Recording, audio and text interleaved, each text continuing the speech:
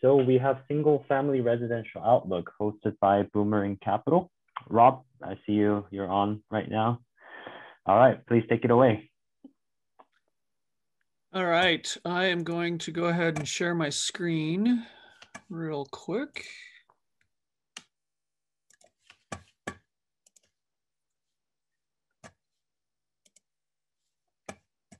There we go. And I'm really excited to be here. Thanks to Michael, thanks to Flya, thanks to our investors that are attending as well, and the attendees. Just as a matter of kind of introduction and kind of process, I am moderating. I'm not participating too much, although what I'm going to do is I'm going to go through a series of slides here at the beginning. And then I'm going to introduce you, and we're going to turn over and have a much more broad-reaching discussion. We've got Nick Martin, Drew Beach, and David Nielson. So Nick Martin is a fix and flipper. We chose him specifically because he is really what we're seeing in the new breed. We'll let him talk a little bit about it and introduce you to that. The new breed, really, fix and flipping back in the day was buying it really, really cheap and then selling it, maybe lipstick, a little bit of lipstick, a little bit of paint, and maybe appliances, and then selling it back out.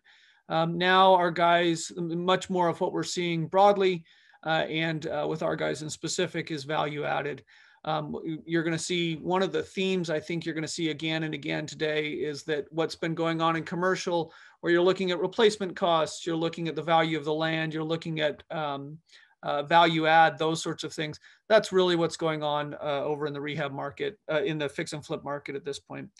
We'll also have Drew Beach. Drew Beach joins us from Net Worth Realty. Net Worth Realty is a wholesaler. The advantage of listening to him is not only is he a good guy and very plugged in, but they are transacting all the time. So when we think about being really busy and we're doing, fix and flipper, maybe have 2 or 3 or 4 active projects at a time, a wholesaler may be doing, they're doing dozens a month. So they're quite active. And then David comes from Boomerang. Boomerang will do underwrite and be involved in a couple thousand loans.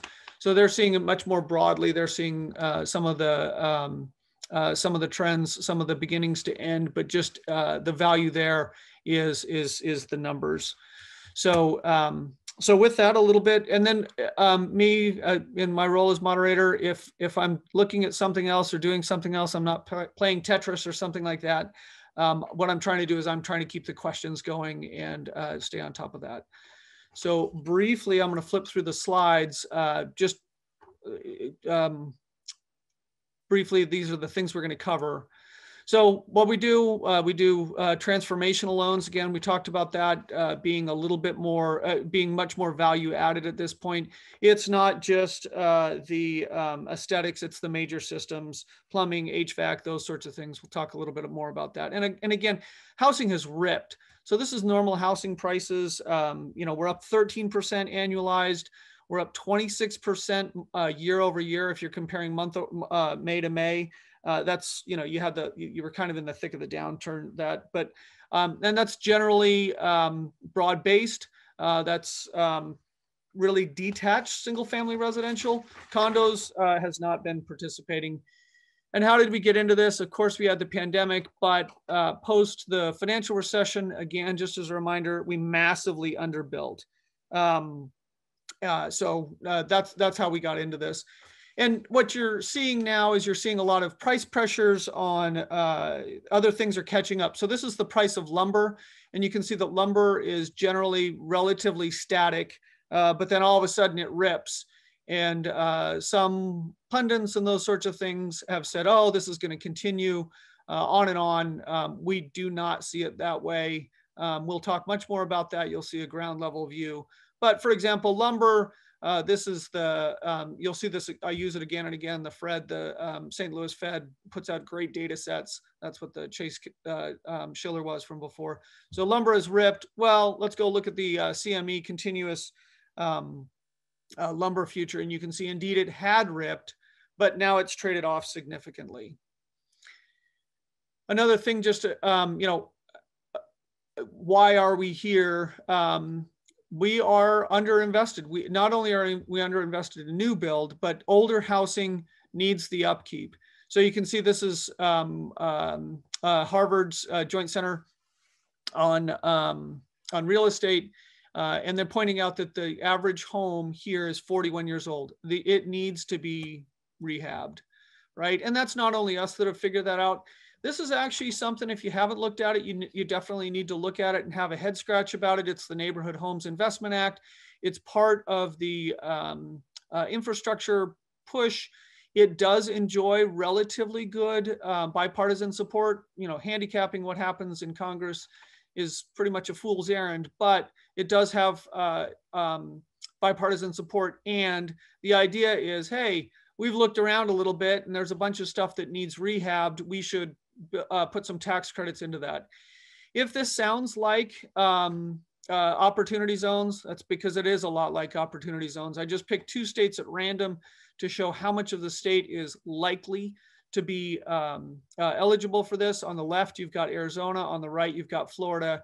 You can see that, you know, mostly it is outside the urban areas. But you do have some in Phoenix.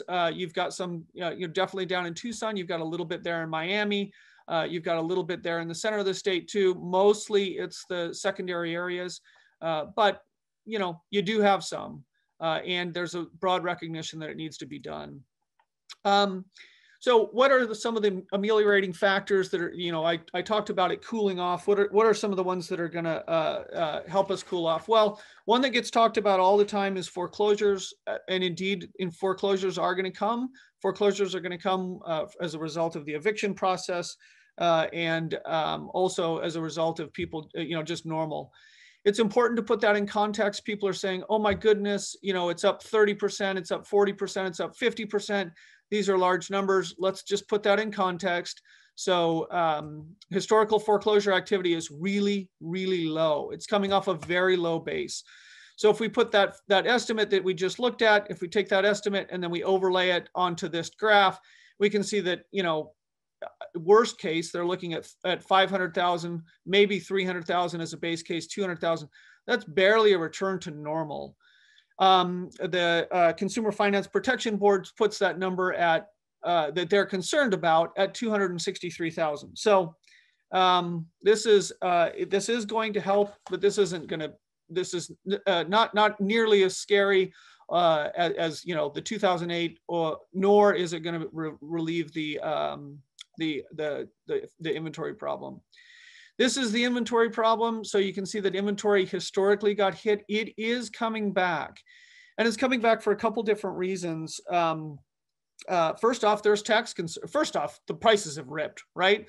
So anything's for sale at a really high price, right? You want my 2004 BMW, you want to pay me $20,000 for it sold, it's yours, right? Because that's just the wrong price. So as prices go up, obviously you're going to bring in a lot of new sellers. And then sellers obviously had been worried about finding a new house, being able to trade up, those sorts of things. Some of those are coming to significant pressure now with the 1031 concerns and tax rates being higher and the transferability issues. So you are starting to bring out sellers. The other thing that's really interesting is that where we've seen the most price pressure is in the low house prices. So here you see the red is the low house prices. The blue is the high priced houses. This is in the Phoenix area. The red, the lower end is ripped. The higher end has not ripped. So you've got some willingness to trade up. And the first time home buyers, the millennials, those sorts of things are the ones coming in. And indeed, 2/3 of the millennials who have bought homes have regrets. And that's a good thing, right? Some of them think their house is too big. Some of them think their house is too small. Many of them think that they've purchased in the wrong location. And indeed, you know, when you're doing a rehab, you're doing those rehabs in current areas. So that's good. And then the final one that I want to just point out is the housing market is seasonal. And so you see this sawtooth pattern. What that's telling you is you know, it rips in certain periods of time. Every year in the orange box, every year transactions and prices tend to be above trend in the summer while activity typically slows down in the winter. So you've got these price pressures coming off, you've got new inventory coming in, you've got sellers coming in, and you've got the seasonality effect. And we would agree with many other, if you want to read more about this, you can read my article that was in Forbes. You can get that off our website. And one other thing that's interesting when we're talking about inflation, the red line is CPI-U, so all urban prices. This is the inflation rate. Housing prices has been underneath for an extended period of time. So the home prices, and this includes rents. This is not detached. This is rents. Rents have lagged. Rents and detached homes are absolutely correlated. You can ping me on that, and I can show you that if you've got any questions about that.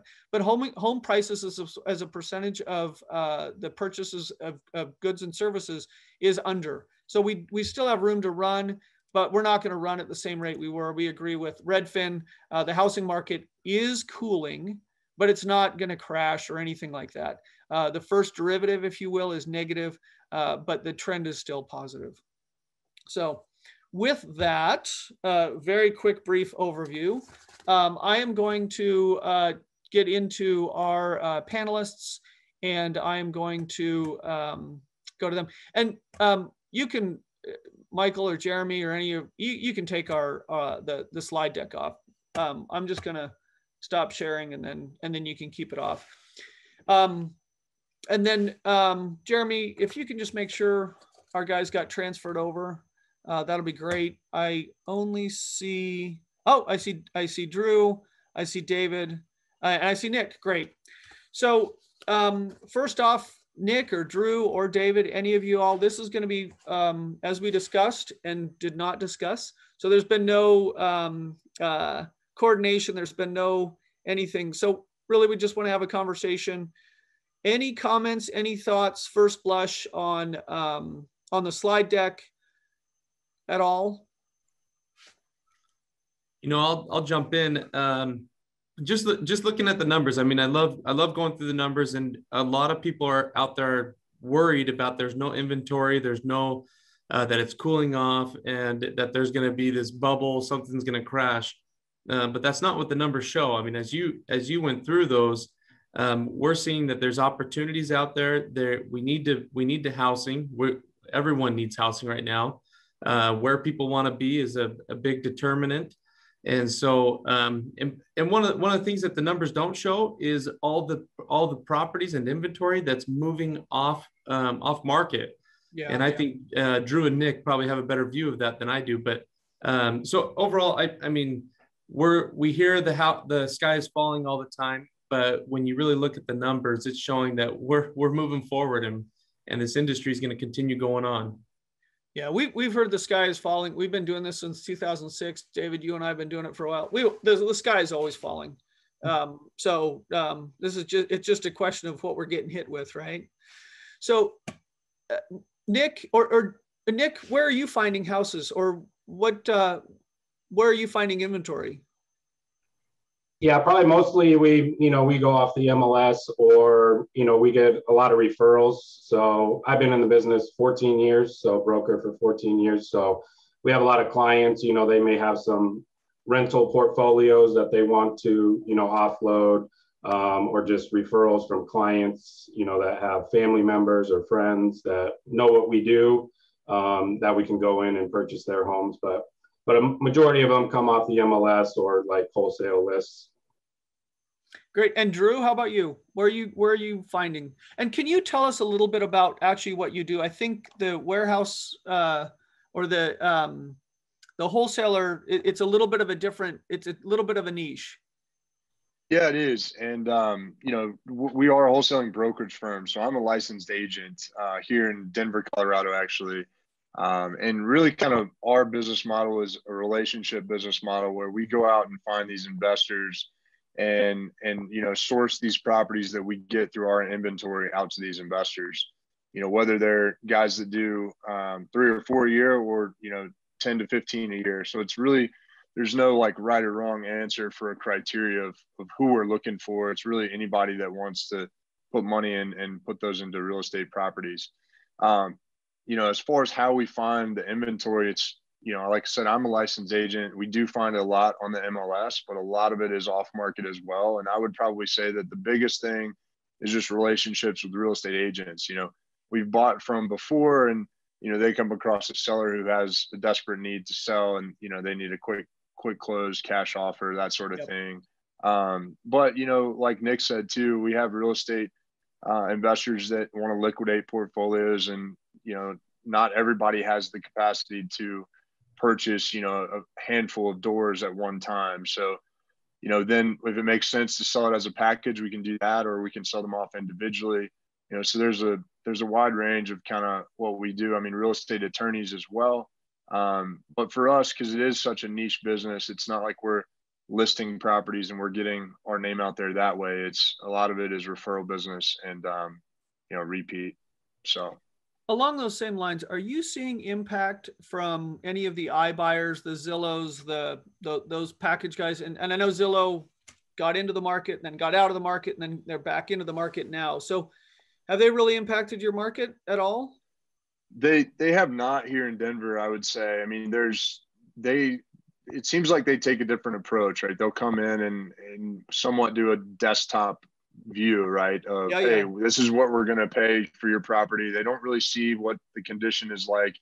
And their model, to me, it seems like, hey, we're going to go in and kind of do, very minimal repairs to this property. Whereas a lot of our investors, they're going, I wouldn't say above and beyond, but they're going to put a full remodel into these properties to, get a better ARV out of the deal. They're not going to just, I mean, of course, there's going to always be those guys that do interior paint, carpet, and a full cosmetic, if you will. But, the ones that, we enjoy working with, and, we go in and actually do a scope of work on the property in order to relay that to the investors to say, hey, you need to take down this wall, you need to add this bathroom, you need to do all these things in order to get the most bang for your buck on these properties. So that for us, and from my experience, the iBuyers, they're not doing that. They're just going to get the seller out of that property as quickly as possible, and then kind of relay what they can. For us, it's much more of a scope of work, and then relaying to that investor, hey, this is what you need to do. Of course, they buy the properties from us, so it's always subject to what they actually want to do at the end of the day. But it's interesting because the iBuyers, for our business, it makes it tough because we're competing with them on our offers, et cetera. And, it makes it a little bit tougher that way, but, we're a volume business, right? It's how many offers can I do to get to the one property that we actually purchase. I would say the iBuyers buy a lot more properties than we do. But we did, over 200 last year. We're probably looking at 15 to 25 on a monthly basis, probably closer to 18 to 22. But we're doing a handful of volumes. So that's great. And Nick, are you seeing a change? We're going to pop around a little bit, but Nick, are you seeing a change in the end buyers? So when you get done with a project, you're going to either sell it or keep it.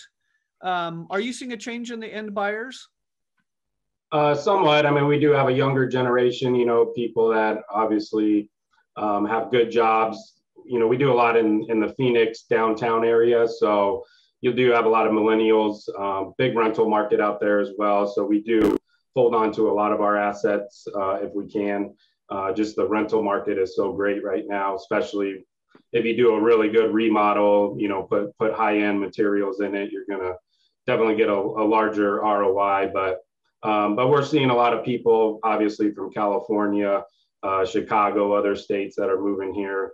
And the price points in those areas are much higher than us historically. So, the prices that we put out there, they're definitely paying them.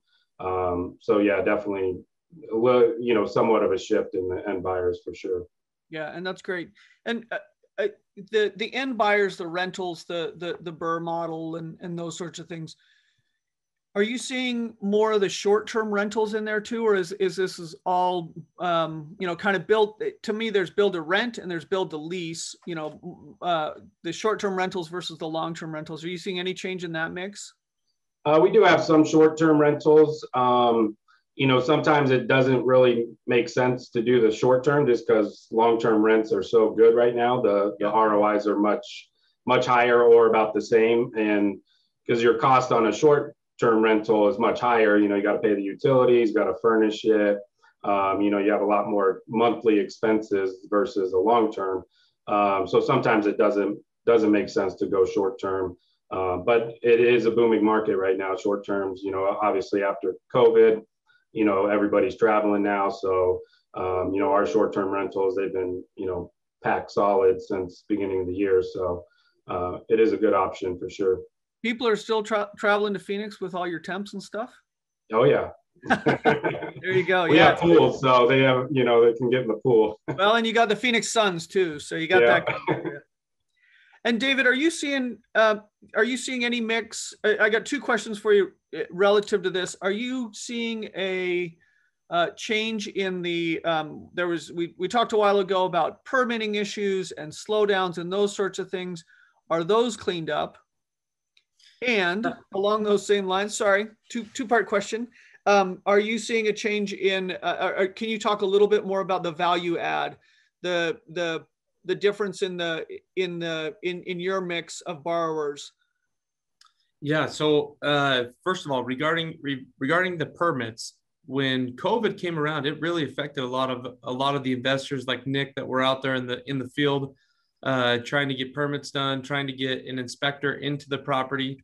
I'll be honest, a lot of our investors and partners that are out there, they are not getting permits as much as they can. They will not go with the permit because it just slows down the process, increases cost.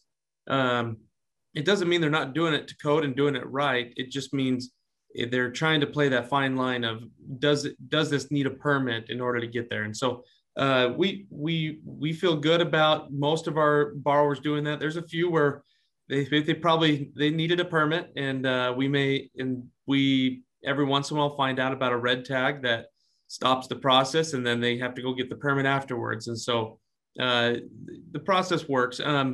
But then regarding just what rehab is being done on properties right now, it's definitely a value add market. So, but I say that, and I'm going to backstep as well. We're having a new market come as well. So it's been constantly moving from a lipstick on a pig to now doing a value add. And that's where it's been going and going high-end rehab.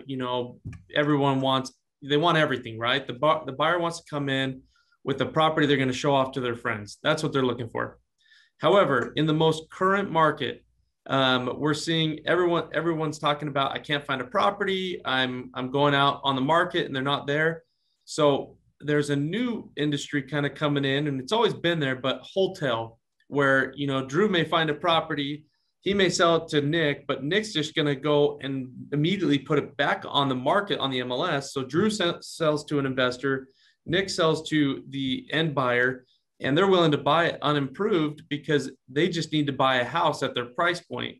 And if Nick improves it, it's going to increase the value by $100,000. And so they don't want that. And they can't afford it. So there's this new wholesale where it's just a quick turnaround, put it right back on the market retail.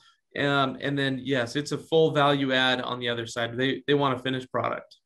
Okay. And we do have a couple questions coming in. So I'm just going to start aggregating them and kind of reading them. Drew, are you seeing more new, I'll just read the question to you.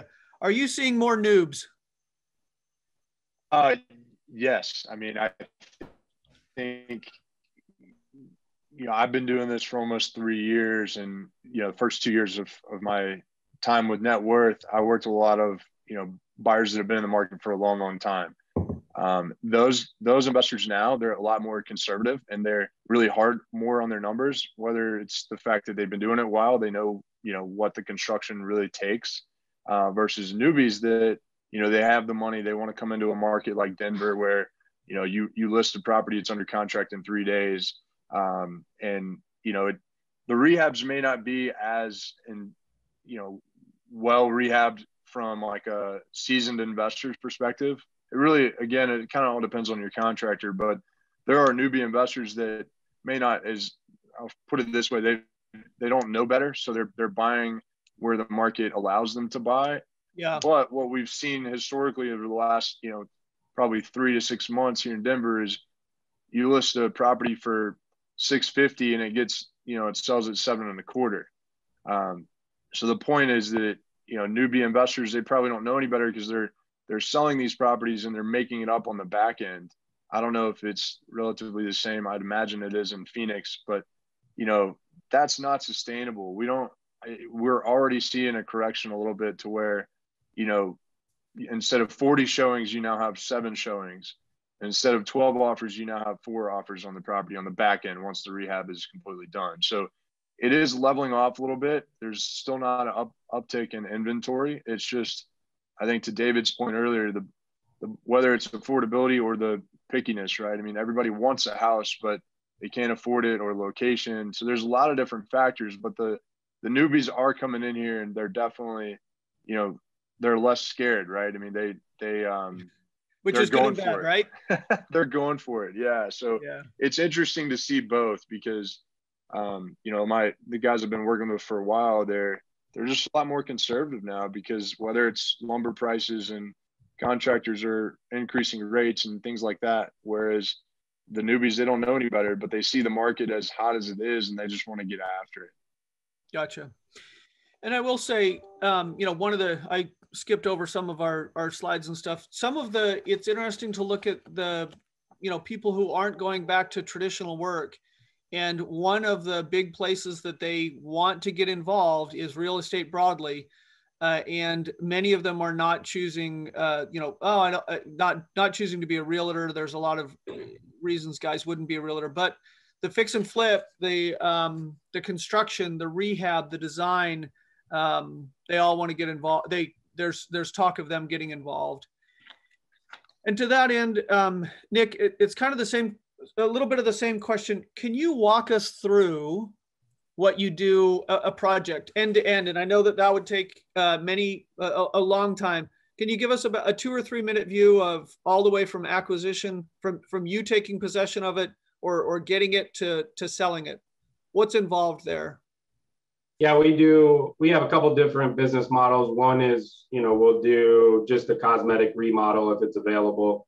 We'll do an addition, so if the main house has good bones, then we'll obviously do an addition. That's going to take, permits. It's a little more time, a little more investment, but the value add on that, usually makes sense, to add the square footage, or we'll just scrape the home and build brand new. So that's kind of our process. And typically what we're doing right now, we're trying not to flip them at the end. We're trying to, turn them into rentals.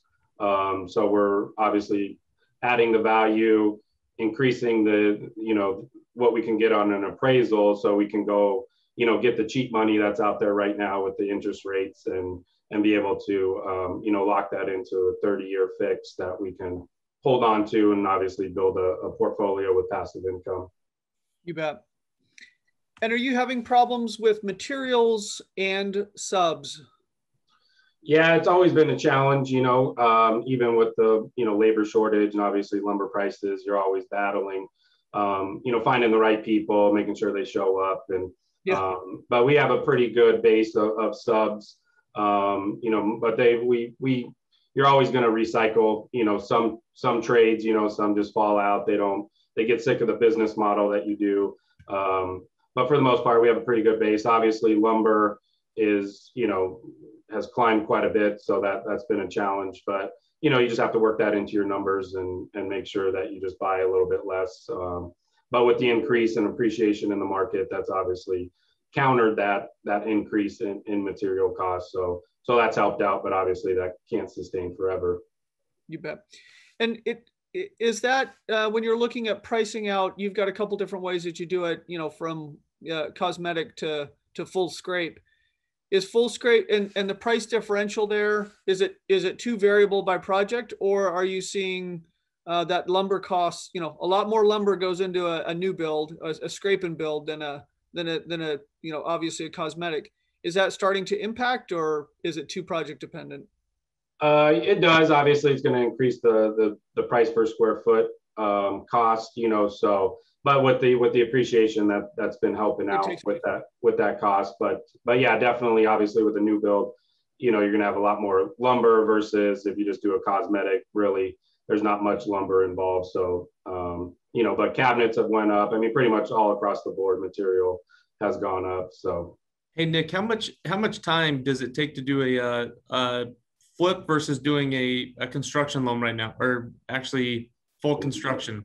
Yeah, well, it used to be before COVID, you know, we would be able to do a new build within a 9-month period, and that would be from acquisition to, you know, to the sale, or, you know, finished product. But now with permitting, I mean, the cities pretty much just shut down being able to go in to the office, and you know, so it was a lot easier to get your permits pushed through. Now everything's online. It's a lot it's a lot longer process just because everything's online, and then you have to wait for people. You can't really talk to anybody live, so it's kind of given that buffer of you know, the city's just kind of taking their time and throwing up their hands and saying you just got to wait longer. So it's a little more difficult to get that process. So one of our projects, we've been waiting probably about 9-10 months on permits. So hopefully we'll be getting those probably next week, and then we can break ground on it. We've noticed that the permits, though, once the permits passed, the inspections are actually moving pretty quick. We actually have some markets where the inspector's not actually going to the property. We've had where they've sent them pictures and been able to get them approved. So hopefully the, you know, with the new changes and everything, we're able to create some efficiencies, but obviously depending on the industry, we, you know, and we do know that different markets have different things. So for instance, up in Colorado where Drew's at, we have a borrower that always buys in the Denver metro and is able to get a permit in 3 months. However, he just bought a property in the Boulder market, and, you know, was 6 months of waiting, you know, 9 months, whatever, just waiting on the time to get them to accomplish it. So there's always the different things that play into that. And that's part of your numbers at the beginning, right, Nick, to make a decision on what you do from the get-go. Yeah, for sure. Yeah, you're definitely adding more time, you know, to those types of projects, obviously, to forecast delays with the city. But we're moving more towards trying to avoid permits just until they kind of clean everything up and kind of, you know, get the backlog, you know, caught up. And so we're moving, you know, trying not to do additions or new builds if we can, just because it's just taken so long. And a question, it'll end up for all of you, but I'm going to start it off with Drew. Drew, they're looking for an opinion on out-of-state purchases. So I think what the question is how do people do when they try to manage a project remote?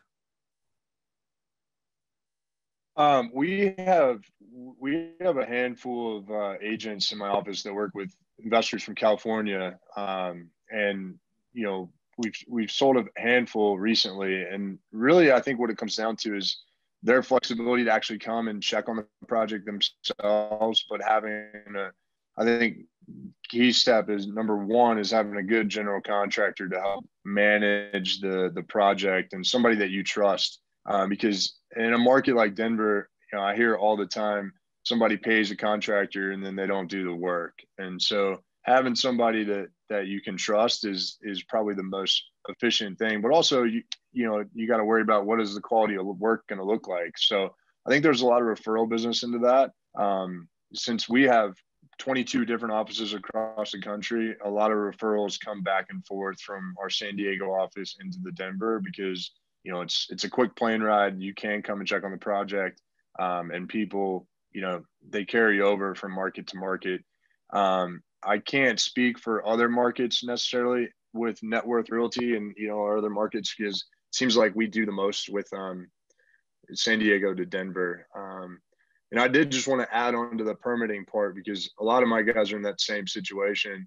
You know, it takes them 3 to 4 months now in the Denver county basically to get those permits. So a lot of guys are just pulling a general work permit or an electrical permit or like a roofing permit if the property needs a new roof. And then once that's done, they go in and do the rest of the rehab. So it's a dice you have to roll sometimes, because it is going to be subject on the end buyer. Hey, we're permits pulled on all this, all this rehab. But ultimately, I think seeing on that is if one buyer doesn't want it because there's no permits pulled, there's going to be another buyer isn't as particular about sort of thing. But yeah. And David, any thoughts on? I've got another question for you. Two-part. I keep on hitting you with two-part. But the out-of-state buyers, is that any comments on that? Do they fare the same? Yeah. So first on the out-of-state buyers, I actually teach a course on out-of-state investing and flipping out of state. One of the first things I tell everyone is don't do it. And then I teach them how to do it. And the reason why I say that is just because not everyone fits being able to do that process. It takes a whole different, aspect to be able to go through it. So the typical flipper wants to be able to do a lot of it with their own hands. They do. I mean, that's their model. And so being able to do it out of state, you don't get to use your hands. You have to manage a process from afar. Most fraud happens across where you're not there and being able to walk the property. And so you've got to put processes into play. So one of the things is being able to McDonald'ize the process, right? So McDonald's does the same hamburger over and over again. You need to make the process so simple. Hey, here's my outline of what to complete, and be able to hand them that outline, and then let them go and finish that project. Now, trust and verify. Even us, when we manage a project from afar, we have an individual that flies out to the project, is there on site, is working with the contractor, managing them all the way through. And making sure that the project gets done correctly. And just a key, I actually just attended a course. I thought I'd get nothing out of it since I flipped properties before myself. But I went through a course to learn how to flip a property. And this individual who put the course on did a great job of taking all of his knowledge, putting it together into details that you can use. And my number one takeaway from it is he gave me something he probably spent, hundreds of hours on to be able to put together. And it gave me a detailed outline of whatever my finishes are of the project. I can hand it to a contractor and say, hey, I want this traditional finish. And I hand it over to him. It gives him Floor & Decor products. It gives him Home Depot products, Amazon. And so he can go buy everything from that list and be able to put it in that house. And so there's just no question as to what the finished product will look like. And so, the truth is these courses are worth it, to be able to pay and learn how to do it. But you need processes in place to do out of state, because the truth is we've made mistakes on out of state, and we've learned, and we have a few scars on ourselves, just from going through that process. Along those same lines, a question for any of you, primary versus secondary versus tertiary versus rural. So I think a lot of people, broadly speaking, they confuse tertiary markets with rural markets. But what are the differences you're seeing? So Drew, are you seeing, you talked about Denver County, are you seeing interest in getting out into Longmont and, some of those other rural areas? Or do you just not absolutely. do those? It really is. No, it's everywhere. We actually have a Northern Colorado office that's located in Loveland, and they service Fort Collins, Loveland, Longmont, and they're probably doing 10 to 12 deals a month. So the demand is really all over. I mean, even if you go outside of Denver County, you have Wheat Ridge, Arvada, Littleton down south, even Castle Rock, which is further south, almost halfway to the Springs. And we're seeing an uptick in the Colorado Springs market. That's almost an untapped market as well. So it's, I firmly believe that no matter where you are, there's a need for what we do. And there's investors out there in every market that will tackle these properties. We're doing scrapes as well. We work with developers that tear down and build as well. So we sell land too, whether it's the raw land or there's an existing structure on the property. But the demand is everywhere. It's not just Denver. I think Denver draws a little bit more of a hotspot because of the proximity to the city, right? But of course, you're always going to have those folks that want to live outside of the city and they want to live in a fully renovated house. So it's absolutely everywhere. Great. And Nick, I've got a question. I'm going to lead it off with you. I won't read it quite to you. The question is how do you balance? Are you getting any pushback from gentrification? Is anybody complaining? I'll try not to lead too much on this one. Is anyone complaining that you're fixing up houses in the neighborhood and pushing up prices everywhere? We haven't seen that in kind of most areas. I did come across more in the historic districts is kind of as where that's happening. So neighbors, they're going to show up at the public meetings and they're going to, try to, counter what you're doing. But we try to, even in the historic neighborhoods, obviously keep the look and feel of the property to the neighborhood. So it doesn't really work too well, with them countering us, but that's mainly where we're seeing it is in the historic districts. Yeah. I walked one with you probably maybe a year and a half ago, and it was just beautiful. And I think that, perhaps people would complain about it going in, but when it was done, man, nobody was complaining about, hey, you made that one so pretty, it makes mine look ugly. Maybe. Yeah, exactly. No, they actually, they encourage it because obviously it's bringing their house value up in the neighborhood as well. So, yeah. David, same kind of question. Are you same question or same aspect of it? You've recently been moving more towards.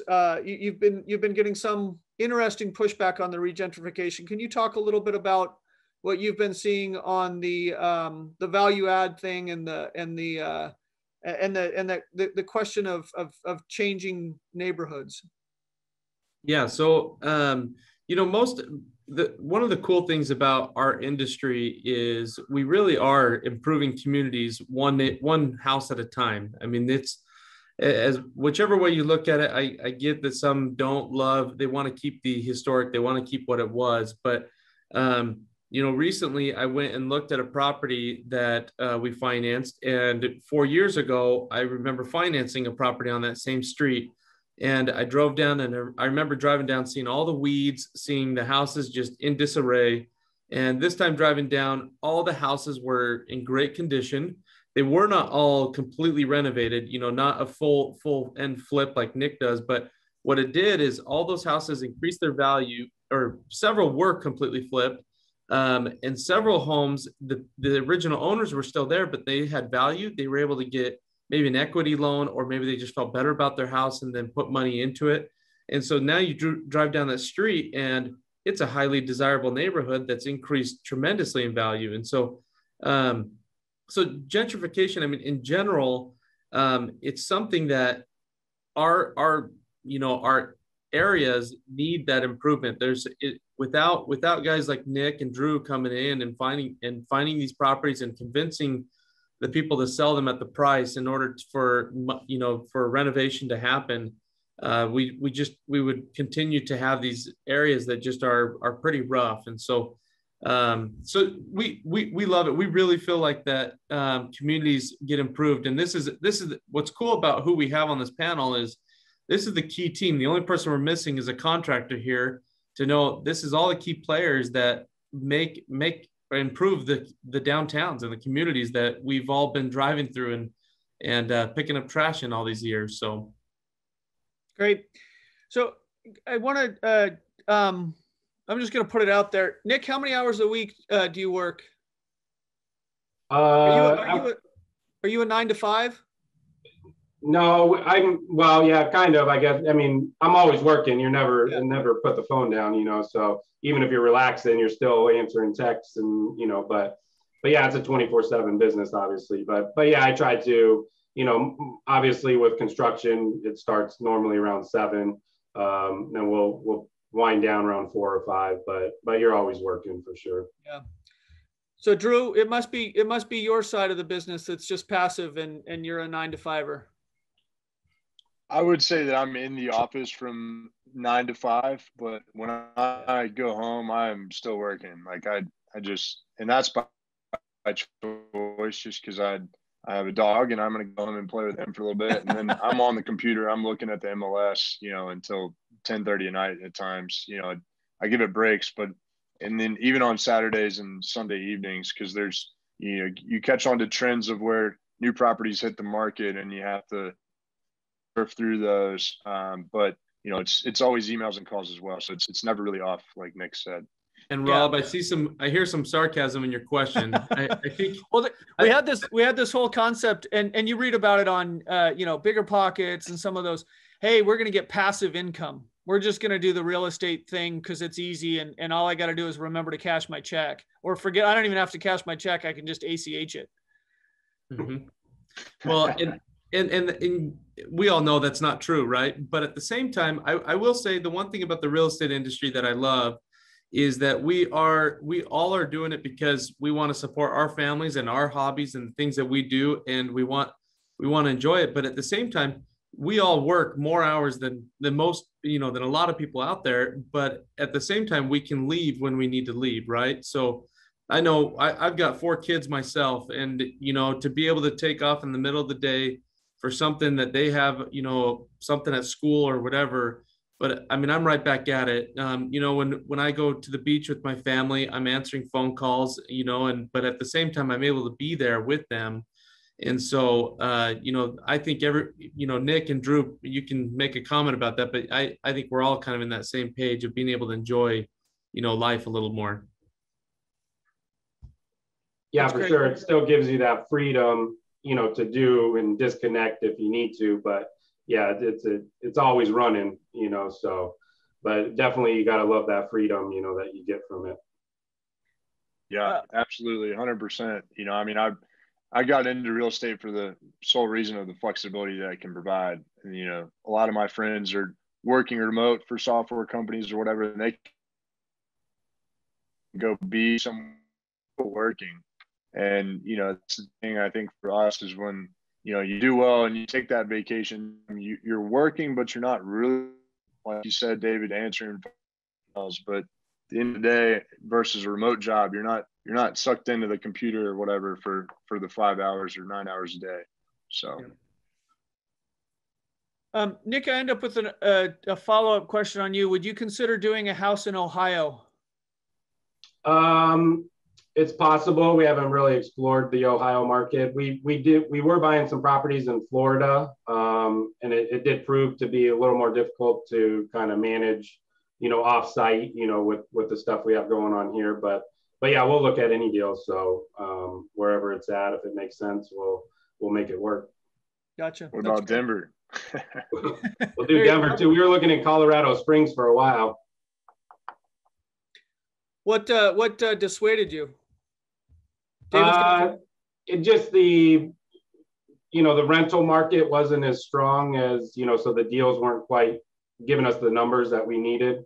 We were able to kind of get a larger ROIs in the Phoenix market. Also Florida, we were in the Tampa market as well as Holiday, which is kind of north of St. Pete. But the ROIs were just better in those markets. Well, maybe Drew can hook you up. Yeah. Yeah, I'd love to chat. I mean, I will say the rental markets in Denver are not that great, but the flipping market is, and I think the big reason is, like I mentioned earlier, you put your property on the market, and it's likely going to be under contract within possibly 24 hours. So, I mean, that's why I think a lot of people versus other markets, I can really only speak to Denver, but, versus you're on the market for 10 to maybe 15, even 20 days in some different markets. But here, properties fly off the shelf. And is that going to slow down in winter? It does. Obviously, historically, it slows down in the winter. For our business, what we see typically is a lot of investors try to load up in the October, November, December months, so that they're then selling in the spring months, and it's a cycle. So it definitely slows down. You have to be a little bit more picky, I would say, on what we buy. And we're constantly adjusting our numbers based off of the market and what they allow for it. And so in those winter months, our formulas and our percentages do go down a little bit, of course, if the market allows it. So. Okay, a question for all y'all. The question of are we slowing down, or are we going to crash? Is this have we just seen the turn and it's we're going to crash? I'll jump in first. I don't see anything slowing down, first of all, in our space. And the reason I say that is we are seeing a high demand. We're seeing people requesting, and so we've been, Rob, we've been taking in additional capital, quite a bit of additional capital right now, just because there's a lot of guys coming in and being able to buy properties. And so are the values not soaring as high? Maybe, but they're still increasing. And so if they're buying it with an ARV of 700 or 500, and they're selling it, at 565 right now, maybe they're going to sell it at 540, 530. I mean, all the appraisers we're talking to, they are appraising 10% over list.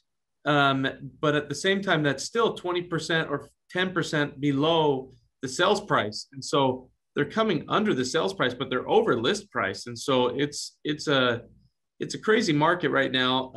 But at the same time, we still do not have the inventory to say, hey, prices are going to start dropping. People still need homes. And Nick, what is getting you excited about Phoenix market or any of the markets that you're seeing? Yeah, I think it's just the demand. Obviously for Phoenix, the job market is strong. We got a lot of companies, still bringing jobs here. So housing is obviously very desirable, and really the rental market here, it's probably went up about 8 to 10% just since the beginning of the year. So that's very attractive, obviously, even with the appreciation that's happening. You can get these homes, add the value, and then, put a solid renter. And we do more high-end remodels. So it's obviously that's going to bring a lot stable tenant, it's going to take care of the home. It's not going to be like traditional renters, Section 8, whatever. So that's kind of more the attractiveness of Phoenix, is just the job market that's very stable. Great. David, a question specifically for you. What is the difference between your fund and trust deeds? So I mean, one is how we're pitching it, I guess. I mean, in the end, we're deed of trust, right? And so our collateral is a single family home. What's that? So same thing? They really are the same thing. In the end, they're the exact same thing. It's just the difference is you can be in a mortgage state or a deed of trust state. And we lend deed of trust. So what is it? The note is what someone is paying you, and they sign the note and say how much they're going to pay you and what the terms are. But the deed of trust is the security, right? That's what we hold. That's what we can sell. And so being able to use those, but really, so our fund is the same. The biggest difference is our fund, all the income that we receive, origination fees, discount point, extension fees, any type of fee that we charge goes into the fund and pays out to the investors. And that way our risks are aligned, right? We want all the risk. Usually a fee justifies risk. And so we want that to go to the end investors and take the benefit of it. And in the end, we want to lend more money. We want to be able to improve more communities and make sure Nick's able to purchase all the properties he needs to. Gotcha. Great. Okay. There's a couple other questions coming in. I'm going to try and kind of group them. Drew, are you seeing changes in your sellers? So if I'm not sure we We hit that, but we must not have hit that good enough. I guess I went on to Nick to see if there was changes in the buyers. Are you seeing changes in the sellers? I mean, right now in Denver, every seller wants to leave their house on the market for 5 days to collect as highest offers as they can. So ultimately, no, but I think that's going to change. I think I mentioned earlier, properties are getting bid up $100,000, and that led to the overall appreciation and everything from the gentrification. But really, what I see is that it's going to level off, right? So the appreciation may not be 20% anymore. It's going to go back down to like a 12% is what I think Denver's been at for a constant uptick and a trending pattern. But the sellers aren't really changing. I think every seller right now, in a way, they think their house is worth $1 million, no matter where it is.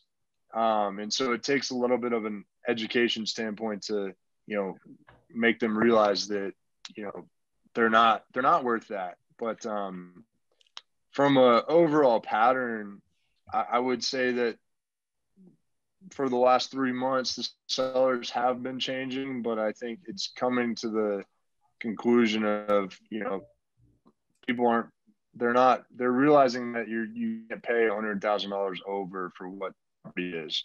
So it's interesting. I don't know if I answered that in the best way, but that's kind of what we're seeing. So. No, that's great. That is great. Any of y'all have any, we're getting a really specific question on Tampa versus Charleston versus Atlanta, or the outlook for Tampa. I think we're kind of probably the wrong group to answer that one. Yeah. Deeply. Yeah, we haven't really been in Tampa. I mean, Charleston and Atlanta, we've lent in both of those. They're both great markets. We see optimism in both of them. But yeah, we don't have any information on Tampa. And I would point out, being involved in this and that sort of stuff, there's plenty of room for a lot of players, and we've definitely have friends and frenemies in some of those other markets. But there's other guys that could answer that much better. We're almost out of time, so I'm gonna go ahead. Yeah. I was just going to say, we do have an office in Tampa, and, whoever, if they wanted to reach out to me, I can connect them with an agent in Tampa. Our Tampa office does really, really well. So I know there's high demand in Tampa, but that's really how I'll leave it, because I don't want to speak on the specifics. Yeah. And I do know you guys do have other offices, and they are great. Every single one of them is very responsive, very in touch, very up to the moment on knowing what's going on. So if Jeremy, if you want to connect us, that'd be great. We got about a minute left. Any last comments from any of you? Anything I missed? Anything you wanted to say, or anything? I think I just say, hey, thanks for letting us be on here and be able to talk. I mean, we've got, like I said, this is a great group. I think if you're having questions about, the wholesale industry in general, where a lot of the inventory comes to flippers, reach out to Drew. Net Worth Realty is across the country in multiple cities, and we work with them closely. And they've always been a good partner with us, and just being able to, because they put out good properties, and Drew's out there working hard. And I'm going to ask you one question, but before, just Nick as well, if you need to reach out, if you want to reach out to an investor and know what's going on in the specifics of flipping and what their profitability is and everything, Nick's a great asset to be able to understand that. So, but Drew, what is the cost that you guys are paying to find one property? I hear different numbers from all different wholesalers, but by the time it gets down to selling a property that you've got under contract, you turn around and sell it, what's been your actual cost to do that? And I don't know if you know that. Do you mean like acquisition cost, or like our fee that's built into the transaction, or what? Marketing. What did it cost Net Worth Realty to be able to, between marketing, salaries, everything, to be able to get that property under contract? I don't really know that number, David, to be honest. I mean, for us, and what I was going to mention too is, it's a much more relationship driven business. The wholesaling industry as a whole is just, there's nothing glamorous about it, right? There's a lot of fly by night people that try to wholesale real estate. The other difference I would point out is we actually put up our own money to close on these properties to make sure that we can develop a clear and marketable title for our buyers, where a lot of wholesalers, they get the property under contract and then they assign it to the end buyer, and then they basically look the other way and they're credited at closing. So for us, we have a very different approach. There's a lot of competition in every marketplace that tries to, change the game. They blast emails out. They blast it out to a bunch of, investors on a list per se. We work with, everybody I work with, I sit down with face to face typically and explain our process to. So I think that sets ourselves apart, because we don't just sell to anybody and we don't just buy any house. We have very strict numbers that go into what we buy and how we buy it. But, your first question, I mean, we really don't, we're paid commissions from a real estate transaction on the MLS. There's not a whole lot of back office fees that go into what we do. It's pretty straightforward. If we buy the property, we buy it with our money, and then we mark it up a very small percent or an amount. Typically it's like $15,000, right? But we look at it as, hey, we're bringing you guys the deal. And the deals are always going to be very discounted from a market value, because obviously that's how the industry works. But that's great. Yeah, that's great. Well, I'm going to go ahead and absolutely. say thanks to the whole panel. That's been great. Well, thank you guys for your time, and I appreciate the opportunity to jump on here with you guys, and David and Rob, and any of the attendees. If you want to invest in Denver or in other markets, I'd love to chat with you, and hopefully we can get some stuff going. So thank you all. Yeah, thank you, David, Rob. Appreciate it.